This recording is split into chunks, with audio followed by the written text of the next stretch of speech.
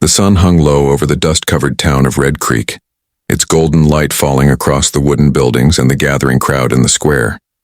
Men in wide-brimmed hats leaned against posts, their boots scuffing the dry earth, while women watched from behind parasols with curiosity and disdain. At the center of it all stood a makeshift platform, rough boards nailed together, where a young woman in chains trembled under the harsh gaze of dozens of strangers. Her name was Clara. Once promised a life of safety and marriage in the East, she had been betrayed by those she trusted. When her husband died only months after their union, the townsfolk who had scorned her for not bearing a child found an easy reason to cast her away. Widowed, penniless, and labeled barren, she had become a burden in a place where usefulness often meant survival. And now here she was, shackled and shamed, waiting for someone to claim her as if she were nothing more than livestock. The auctioneer's voice rang out, sharp and merciless. A young widow strong enough for work, fit enough for company. Who will start the bidding? A ripple of laughter spread through the crowd. Men jeered, making crude remarks while others exchanged knowing smirks. Clara lowered her eyes, her cheeks burning with humiliation, the rattle of chains around her wrists echoing louder than the jeers. From the back of the crowd, a figure stood apart. He was tall, broad-shouldered, with the sun-worn look of a man who had spent years under open skies. His name was Samuel Hart, a rancher who lived miles outside of town. Widowed himself, Samuel had kept mostly to his land, raising cattle and fighting off loneliness with the company of his young boy, Daniel. Life had been hard since his wife's passing, and Daniel's eyes often carried the emptiness of a child missing a mother's care.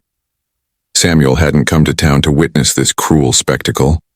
He had come for supplies, but as he stood watching Clara on the platform, his heart stirred with something unexpected.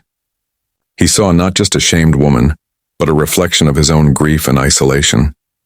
Her trembling hands and downcast eyes reminded him of how fragile the human spirit could be, and how strong it might become with kindness. The bidding began.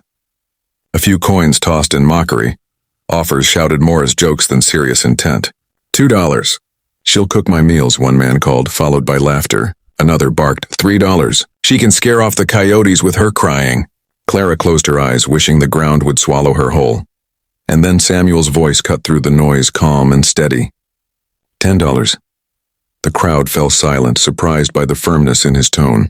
Heads turned, whispers spread. Samuel stepped forward, his weathered hand holding out a pouch of silver coins. He climbed onto the platform, his boots heavy against the wood, and faced the auctioneer with unwavering eyes. "You're serious?" the auctioneer asked, half incredulous, half amused. Samuel nodded. "I'll take her." Then he turned to Clara, his voice gentler. "Not his property. My boy needs someone. He needs a mother's care. And maybe you need a place where you're not laughed at." Gasps rippled through the crowd. The jeers quieted into uneasy murmurs. Clara's eyes widened, her breath catching as she looked at him. In that moment, the cruel chains around her wrists felt lighter, though they still bound her. The auctioneer shrugged, pocketed the coins, and waved his hand. "She's yours, Hart." Samuel knelt beside Clara, carefully removing the iron restraints with the key the auctioneer begrudgingly handed him. As the shackles fell, he took her trembling hands in his. "You're free now," he whispered, "if you choose to come with me." Clara's throat tightened with emotion. Free? She had not heard that word in so long. Her eyes darted toward the crowd, where mocking stares and whispers still lingered. Then she looked back at Samuel, whose face carried no judgment, only sincerity. Slowly she nodded. The journey to Samuel's ranch was quiet at first.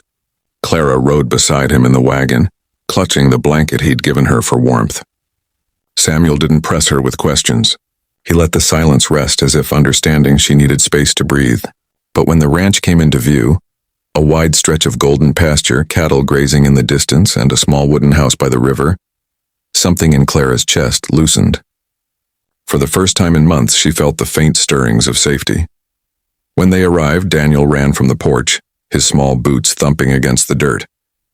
His eyes widened as he saw Clara, and then he looked up at his father. "Papa, who's this?" Samuel knelt to his son's level, resting a hand on his shoulder. "This is Clara. She's going to stay with us for a while. She'll be your friend. Maybe more than that if she wishes." Daniel studied Clara for a moment, then smiled shyly. Do you read stories? Clara's lips trembled before forming a small smile of her own. Yes, I do. And so began a new chapter, though not without its challenges. At first, Clara struggled to adjust.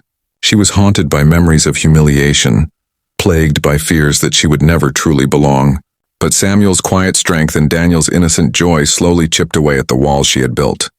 She learned to cook meals again, to tend the garden, to patch Daniel's clothes when they tore from play. At night, she read him stories by lamplight, her voice softening with each passing day. One evening, as the three of them sat by the fire, Daniel leaned against her and whispered, Mama. The word slipped out naturally as if it had been waiting all along. Clara froze, her eyes filling with tears. She looked at Samuel, who met her gaze with a quiet nod. In that single word, the emptiness inside her began to heal. But the town was not quick to forget. Whispers followed Samuel whenever he came for supplies. Men mocked him for spending money on a woman others had scorned. Women sneered at Clara, calling her undeserving. Yet Samuel never wavered. Each time he stood by her side, offering his arm without hesitation. His actions spoke louder than their cruelty. One fateful night when a storm rolled over Red Creek, lightning struck one of Samuel's barns, setting it ablaze. Neighbors gathered to watch, some offering help, others watching with thinly veiled satisfaction. Clara did not hesitate. She rushed into the pouring rain alongside Samuel, working tirelessly to save the cattle and salvage what they could. Her dress clung to her, mud streaked her face, but she stood firm, refusing to abandon him.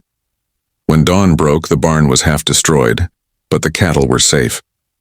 Exhausted, Samuel looked at Clara, soaked and shivering, yet standing tall. In that moment, he realized the truth he had known all along. She was no burden, no outcast. She was his partner, his equal, the heart of their home. Word of her courage spread quietly through the town. Though some still whispered, others began to see her differently. Clara was no longer the chained bride humiliated on the platform. She was the woman who had fought beside her husband and cared for his son as her own. Years passed, and the ranch grew prosperous. Daniel flourished under Clara's care, his laughter filling the once empty halls. And though Samuel never forgot the cruelty of that day in Red Creek, he was grateful for it had brought Clara into their lives. Sometimes, on quiet evenings when the sun dipped low and painted the sky with fire, Clara would sit on the porch with Samuel. She would think of that day, of the chains, the jeers, the humiliation, and then of the moment a lonely rancher stepped forward and saw her worth. And every time, she would whisper a prayer of thanks. For in the Wild West, where laughter often came at the expense of the weak, she had found not just freedom but love.